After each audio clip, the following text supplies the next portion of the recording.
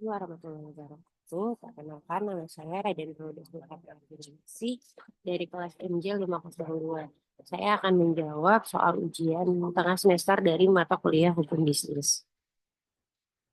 Pada studi kasus ini, perusahaan A dan perusahaan B menandatangani kontrak kerjasama untuk mengadakan pengadaan barang pada awal tahun 2024.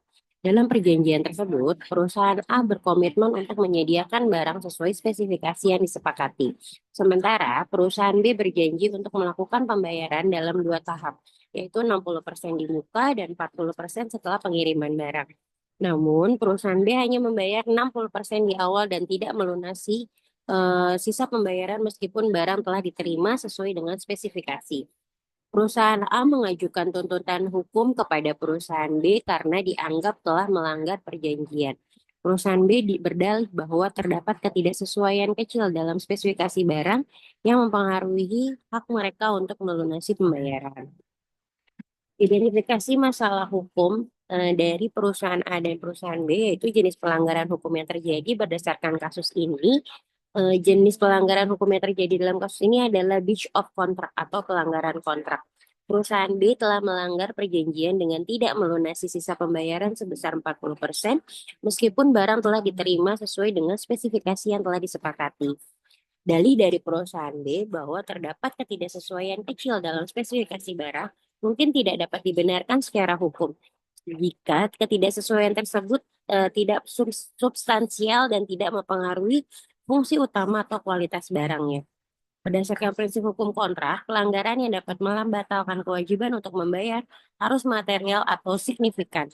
Jika ketidaksesuaian tersebut hanya minor atau tidak substansial, maka perusahaan B tetap wajib melunasi pembayaran.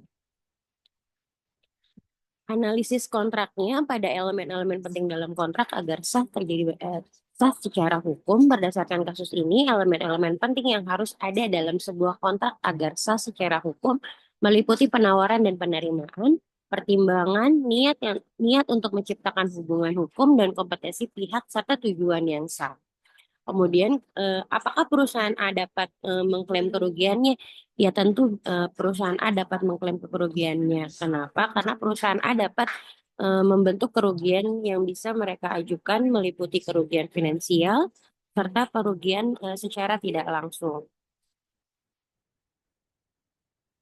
Penyelesaian sengketa. Metode penyelesaian sengketa yang dapat digunakan dalam kasus ini yaitu dengan mediasi, arbitrase, dan ligitasi. Apa sih mediasi? Mediasi adalah metode di mana pihak ketiga yang netral membantu kedua belah pihak mencapai suatu kesepakatan. Sedangkan arbitrase adalah proses di mana arbitrator yang netral membuat keputusan yang mengikat. Sedangkan litigasi adalah proses penyelesaian sengketa melalui pengadilan. Dan kemudian mana yang lebih sesuai untuk kasus ini? Kalau menurut saya, yang sesuai untuk penyelesaian sengketa pada kasus ini adalah metode arbitrase. Bisa menjadi metode yang sesuai karena kecepatan dan efisiensinya. Proses arbitrase biasanya lebih cepat dibandingkan dengan litigasi, dan kerahasiaan proses arbitrase bersifat private dan tidak terbuka untuk umum dan mungkin lebih diinginkan oleh kedua belah pihak. Dan keputusan yang mengikat pada arbitrator bersifat final dan mengikat menghindari proses banding yang panjang.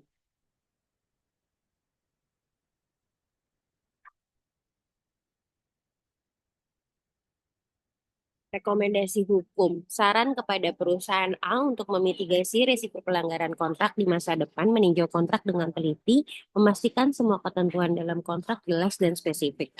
Klausal penalti menambahkan klausal penalti untuk ketidaksesuaian dalam pembayaran dan verifikasi kualitas, melakukan verifikasi barang sebelum pengiriman untuk memastikan tidak ada ketidaksesuaian.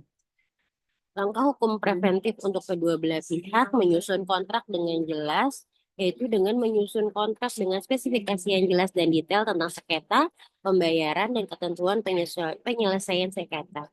Pengawasan pelaksanaan kontrak, memonitor secara rutin pelaksanaan kontrak untuk memastikan kepatuhan, serta menggunakan konsultan hukum yang melibatkan untuk penyusunan dan peninjauan kontrak.